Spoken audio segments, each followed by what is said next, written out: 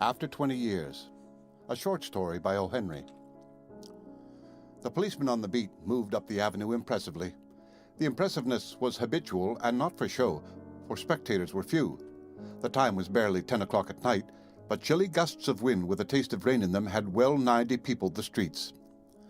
Trying doors as he went, twirling his club with many intricate and artful movements, turning now and then to cast his watchful eye adown the Pacific thoroughfare, the officer, with his stalwart form and slight swagger, made a fine picture of a guardian of the peace. The vicinity was one that kept early hours. Now and then you might see the lights of a cigar store or of an all-night lunch counter, but the majority of the doors belonged to business places that had long since been closed. When about midway of a certain block, the policeman suddenly slowed his walk. In the doorway of a darkened hardware store, a man leaned with an unlighted cigar in his mouth.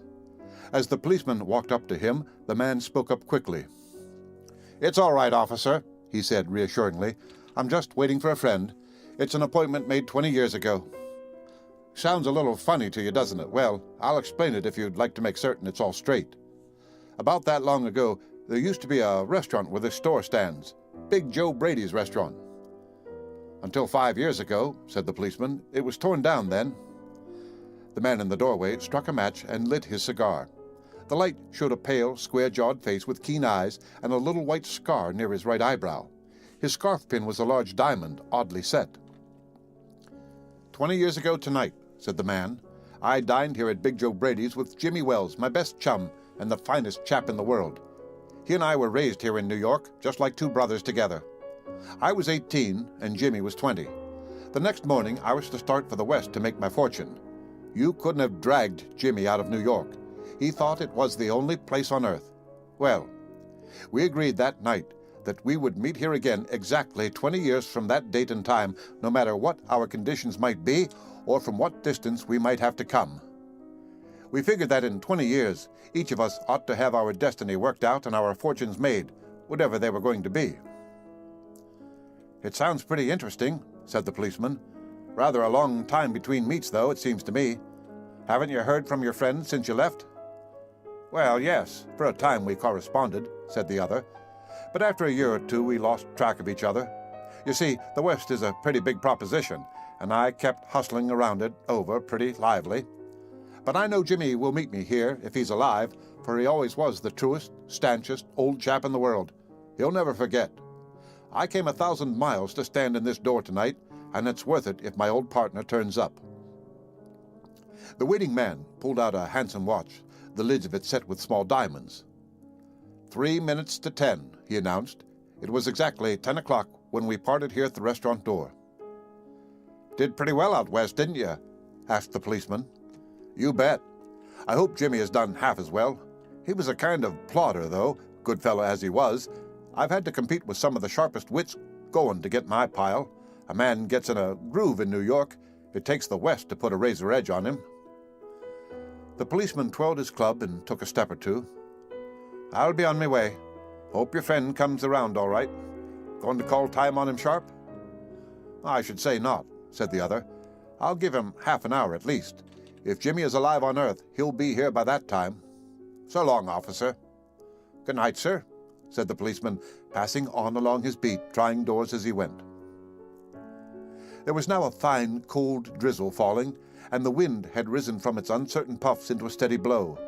The few foot passengers astir in that quarter hurried dismally and silently along with coat collars turned high and pocketed hands.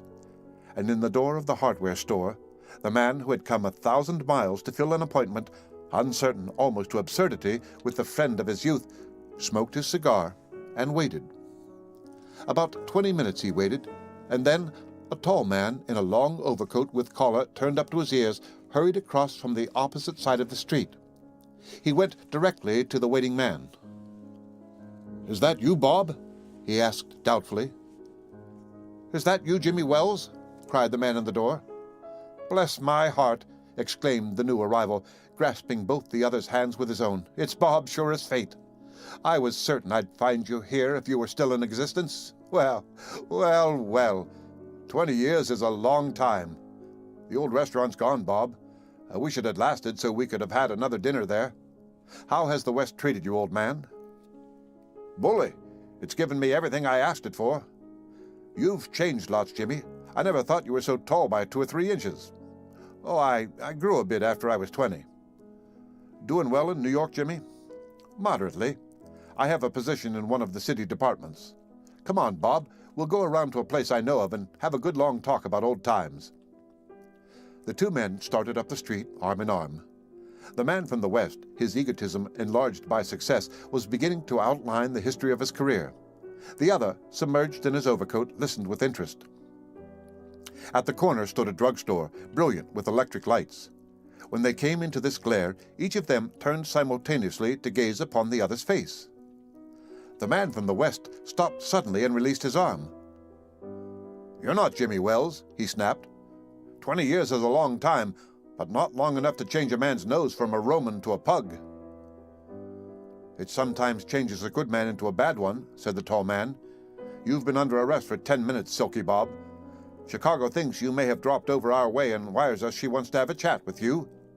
Going quietly, are you? That's sensible. Now, before we go on to the station, here's a note I was asked to hand you. You may read it here at the window. It's from Patrolman Wells." The man from the West unfolded the little piece of paper handed him. His hand was steady when he began to read, but it trembled a little by the time he had finished. The note was rather short. "Bob, I was at the appointed place on time. When you struck the match to light your cigar, I saw it was the face of the man wanted in Chicago. Somehow I couldn't do it myself, so I went around and got a plainclothesman to do the job. Jimmy."